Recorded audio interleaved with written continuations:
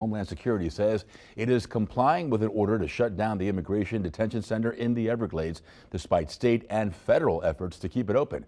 Our Christina Vasquez has the latest Nero Choppy, plus reaction from the White House. The numbers at the detention facility were already dwindling. Those 60 days are ticking. A view of what state officials call Alligator Alcatraz from Sky 10 today, capturing the bustle of the bombastically announced state-run immigration detention center in the Everglades, continuing its daily grind to a halt, less than 2 months from its showy grand opening. And it can go back to the status quo where wildlife can be wild and we don't need to be concerned about contamination of our world-class wetlands. Last night, the U.S. District Judge who told state and federal defendants in a landmark environmental law ruling August 21st to wind down operations within 60 days, also denying a request by government defendants to place her order on hold pending appeal.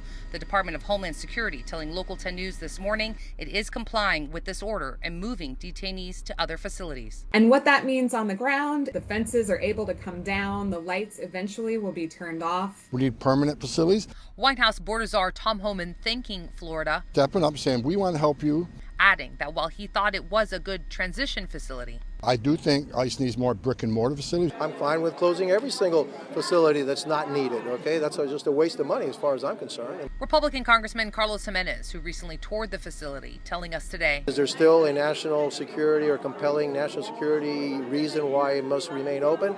I'm not sure. now Florida's fight to keep it open and operational continues at the 11th Circuit Court of Appeals. Although this case isn't over, we are energized and ready to move forward and protect the Everglades for good.